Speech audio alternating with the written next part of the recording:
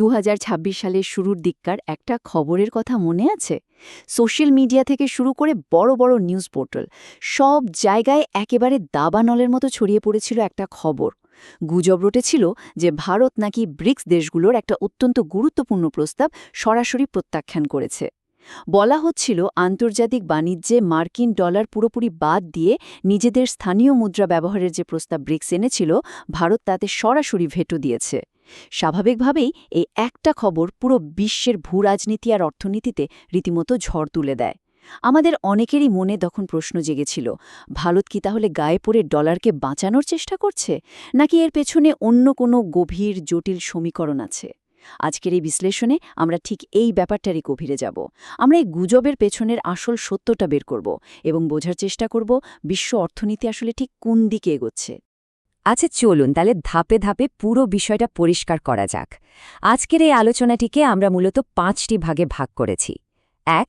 Bricks মুদ্রার সেই বহুল আলোচিত গুজব। 2. ভারতের বাস্তববাদী অবস্থান। 3. বহুমুখী বা মাল্টিপোলার মুদ্রা ব্যবস্থা।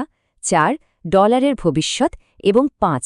উদীয়মান অর্থনীতিগুলোর সুবিধা। প্রথমেই আসা যাক আমাদের 1 নম্বর পয়েন্টে, ব্রিক্স মুদ্রার গুজব। এটা কি আসলেই সত্য, নাকি পুরোটাই অতিরঞ্জিত? দেখুন, সোশ্যাল মিডিয়ায় যে খবরটা ভাইরাল হয়েছিল তার সাথে বাস্তবের কিন্তু আকাশ পাতাল তফাত। সোশ্যাল মিডিয়ায় ব্যাপারটাকে এমনভাবে উপস্থাপন করা হয়েছিল যেন ভারত মার্কিন ডলারের অন্ধভক্ত। কিন্তু আন্তর্জাতিক অর্থনীতির বাস্তবতা এতটা শালাকালো নয়, এটা অনেক বেশি সূক্ষ্ম। আসল ব্যাপারটা হল, ভারত কখনোই স্থানীয় মুদ্রায় বাণিজ্যের বিরুদ্ধে নয়, বরং তারা দ্বিপাক্ষিক বাণিজ্যে স্থানীয় মুদ্রার ব্যবহারকে প্রবলভাবে সমর্থন করে। তাহলে সমস্যাটা কোথায় ছিল? ভারত মূলত সেই প্রস্তাবের বিরোধী ছিল যেখানে বলা হচ্ছিল রাতারাতি হুট করে মার্কিন ডলারকে পুরোপুরি ডাম্প করে দিতে হবে। একটু ভেবে দেখুন তো, আন্তর্জাতিক অর্থনীতিতে এত দ্রুত আর এত বড় কোনো পরিবর্তন কি আদৌ কোনো দেশের জন্য ভালো কিছু বয়ে আনতে পারে? কখনোই না। আর এখান থেকেই আমরা চলে আসছি আমাদের দ্বিতীয় পয়েন্টে, ভারতের বাস্তববাদী অবস্থান। এই প্রসঙ্গে ভারতের পররাষ্ট্রমন্ত্রী এস জয়শঙ্করের একটা চমৎকার কথা আছে। তিনি খুব পরিষ্কারভাবেই বলেছেন, বিশ্ব এখন আরও স্থিতিশীলতা চায়, কম নয়। এটাই হচ্ছে এখানে সবচেয়ে গুরুত্বপূর্ণ পয়েন্ট। ভারত বর্তমানে মার্কিন ডলারকে বিশ্ব অর্থনীতির স্থিতিশীলতার একটা বড় খুঁটি বা স্তম্ভ হিসাবে দেখে। আমাদের ভুলে গেলে চলবে না যে যুক্তরাষ্ট্রের সাথে ভারতের বিশাল অঙ্কের বাণিজ্য রয়েছে। এখন এই অবস্থায় যদি হুট করে ডলারের ব্যবহার বন্ধ করে দেওয়া হয়, তাহলে বিশ্বব্যাপী মুদ্রার মানে যে ভয়ঙ্কর একটা অস্থিরতা তৈরি হবে, ভারত সেই বিশাল ঝুঁকিটা নিতে একেবারেই রাজি নয়। কিন্তু তার মানে এই নয় যে তারা ডলারের বিকল্প খুঁজছে না। অত্যন্ত বুদ্ধিমত্তার সাথে ভারত দ্বিপাক্ষিক বাণিজ্য বা বাইল্যাটারাল ট্রেডকে উৎসাহিত করছে। ব্যাপারটা বেশ সহজ, দুটি দেশ নিজেদের মধ্যে নিজেদের মুদ্রাতেই বাণিজ্য করবে। যেমন ধরুন, ভারত এবং রাশিয়া বর্তমানে রুবল মেকানিজমে লেনদেন করছে। এতে লাভ কি হচ্ছে? ডলারের ওপর নির্ভরতাও কমছে, আবার হঠাৎ করে পুরো সিস্টেমটাও ভেঙে পড়ছে না। ট্রানজ্যাকশন খরচ বেঁচে যাচ্ছে, আবার পশ্চিমা নিষেধাজ্ঞার মতো ঝুঁকিও খুব সহজেই এড়ানো যাচ্ছে। শুধু তাই নয়, 2026 সালের ব্রিক্স সম্মেলন যেহেতু ভারতে অনুষ্ঠিত হচ্ছে, তাই সম্মেলনের সভাপতি হিসাবে ভারতের রিজার্ভ ব্যাংক বা আরবিআই ইতোমধ্যেই বেশ দারুণ একটা প্রস্তাব রেখেছে। তারা বলছে, বর্তমান সিস্টেমটাকে ভেঙে ফেলার কোনো দরকার নেই। এর বদলে ব্রিক্স দেশগুলোর সেন্ট্রাল ব্যাংক, ডিজিটাল কারেন্সি বা সিবিডিসি গুলোকে একে অপরের সাথে লিঙ্ক করে দেওয়া হোক। এটা কিন্তু ভীষণ প্র্যাগম্যাটিক বা বাস্তবসম্মত একটা আইডিয়া, যা প্রমাণ করে যে ভারত আসলে সমাধানের পথেই হাঁটছে। আর এই সমাধানের পথ ধরেই আমরা প্রবেশ করছি আমাদের তৃতীয় পয়েন্টে, বহুমুখী বা মাল্টিপোলার মুদ্রা ব্যবস্থা। একটু খেয়াল করলেই দেখবেন, এই পরিবর্তনগুলো কিন্তু ধাপে ধাপে হচ্ছে। আগামী 10-20 বছরে এ ব্যাপারটা কিভাবে এগোবে তার একটা পরিষ্কার চিত্র আমরা দেখতে পাচ্ছি। প্রথম ধাপে দেশগুলো নিজেদের মধ্যে স্থানীয় মুদ্রায় দ্বিপাক্ষিক বাণিজ্য বাড়াচ্ছে। দ্বিতীয় ধাপে তারা ডিজিটাল মুদ্রা এবং ব্রিক্স পেয়ের মতো বিকল্প পেমেন্ট সিস্টেম তৈরি করছে। আর তৃতীয় ধাপে গিয়ে আমরা দেখতে পাব একটি সত্যিকারের মাল্টিপোলার বা বহুমুখী ব্যবস্থা। সেখানে এককভাবে কোনো মুদ্রার খবরদারি থাকবে না, বরং ডলারের পাশাপাশি ইউয়ান, ইউরো, রুপি এবং সোনাভিত্তিক মুদ্রার একটা সুন্দর মিশ্রণ কাজ করবে। সত্যি বলতে এটাই হলো ডলারাইজেশনের আসল এবং বাস্তবসম্মত রূপ। এখন এত সব শোনার পর স্বভাবতই আমাদের সবার মনে যে প্রশ্নটা আসে, ডলারের দিন কি তাহলে শেষ? চলুন দেখে নিই আমাদের চতুর্থ পয়েন্ট। এই চারটার দিকে একটু লক্ষ্য করুন। বিশ্বের বৈদেশিক মুদ্রার রিজার্ভের বর্তমান চিত্রটা কিন্তু বেশ চমকপ্রদ। এখনও এই মুহূর্তেও বিশ্বের প্রায় 57 থেকে 58% ফরেক্স রিজার্ভ রাখা হয় মার্কিন ডলারে, আর বাকি মাত্র 42% রয়েছে বিশ্বের অন্য সমস্ত মুদ্রা।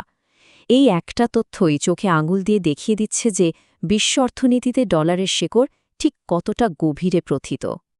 আর এই সংখ্যাটা তো আরও অবিশ্বাস্য, 90%। হ্যাঁ, গ্লোবাল ফরেক্স ট্রেড বা বৈদেশিক মুদ্রার লেনদেনের প্রায় 88 থেকে 90% কাজ এখনও মার্কিন ডলারেই সম্পন্ন হয়। একবার ভাবুন, আন্তর্জাতিক বাণিজ্যের অর্ধেকেরও অনেক বেশি লেনদেন স্রেফ এই একটা মুদ্রাতেই ঘুরপাক খাচ্ছে। এই যে বিপুল পরিমাণের লেনদেন, এর ফলে বিশ্ব অর্থনীতিতে এমন একটা অবস্থার সৃষ্টি হয়েছে যাকে আমরা বলি নেটওয়ার্ক ইফেক্ট। মার্কিন ফিন্যান্সিয়াল মার্কেট এতটাই গভীর আর সেখানে এতটাই লিকুইডিটি বা তরল্য রয়েছে যে সারা বিশ্বের মানুষ চোখ বন্ধ করে এর ওপর আস্থা রাখে। বিশ্বের বড় বড় কমোডিটি মার্কেট যেমন তেলের বাজার বা সোনার বাজার, সবকিছুই আক্ষরিক অর্থে ডলারের সাথে নোঙর করা। এই বিশাল নেটওয়ার্ক ইফেক্টকে রাতারাতি অন্য কোনো নতুন মুদ্রা দিয়ে সরিয়ে দেওয়াটা স্রেফ অসম্ভব একটা ব্যাপার। আর ঠিক এই কারণেই ডলারাইজেশনের যে জোয়ারের কথা আমরা শুনছি তার বেশ কিছু স্পষ্ট সীমাবদ্ধতা রয়েছে। ডলারের বিকল্প হিসাবে একটি বৈশ্বিক মুদ্রা তৈরি করার জন্য যে ধরনের প্রাতিষ্ঠানিক কাঠামো আর শক্তিশালী আইনি সুরক্ষা দরকার সেটা ব্রিক্স দেশগুলোর এখনও তৈরি হয়নি। হ্যাঁ, এটা ঠিক যে রাশিয়া ও চীনের মধ্যে বাণিজ্যের প্রায় 90% এখন স্থানীয় মুদ্রায় হচ্ছে, কিন্তু সেটা একান্তই তাদের নিজস্ব দ্বিপাক্ষিক ব্যাপার। বিশ্বজুড়ে মার্কিন বাজারের মতো সেই পরিমাণ আস্থা অর্জন করতে অন্য যে কোনো ব্যবস্থার এখনও অনেক সময় লাগবে। এবার চলে আসছি আমাদের শেষ পয়েন্টে। এই পুরো পরিস্থিতি থেকে উদীয়মান অর্থনীতির দেশগুলো কিভাবে সুবিধা আদায় করে নিচ্ছে।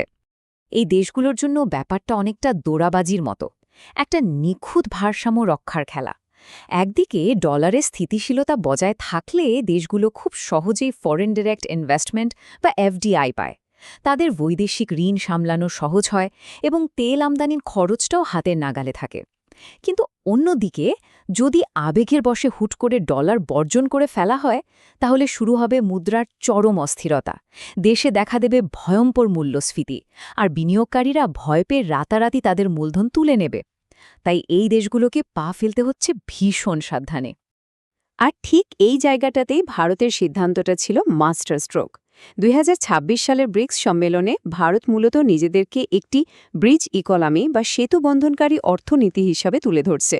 তারা খুব সুন্দরভাবে একদিকে পশ্চিমা বিশ্বের প্রতিষ্ঠিত বাজার এবং ডলারের স্থিতিশীলতার সাথে যুক্ত থাকছে, আবার অন্যদিকে গ্লোবাল সাউথের স্বার্থ, সাপ্লাই চেনের নিরাপত্তা এবং স্থানীয় মুদ্রার প্রসার নিয়েও সমানতালে কাজ করছে। এটা কোনোভাবে আবেগতাড়িত সিদ্ধান্ত নয়, বরং নিখুঁত একটা অর্থনৈতিক চাল। আমাদের আজকের বিশ্লেষণ শেষে একটা বড় প্রশ্ন কিন্তু থেকেই যায়। বিশ্ব অর্থনীতি যে ধীরে ধীরে বহুমুখী হচ্ছে তাতে কোনো সন্দেহ নেই, কিন্তু উদীয়মান অর্থনীতির দেশগুলো কি শেষ পর্যন্ত পারবে মার্কিন ডলারের এই অনস্বীকার্য স্থিতিশীলতাকে কাজে লাগিয়ে নিজেদের অর্থনৈতিক সার্বভৌমত্ব নিশ্চিত করতে? এই সূক্ষ্ম ভারসাম্যের উপরই কিন্তু নির্ভর করছে আমাদের আগামী দশকের বিশ্ব অর্থনীতির পুরো রূপরেখা। বিষয়টা আসলে একটু গভীরভাবে ভাবার মতো, তাই না?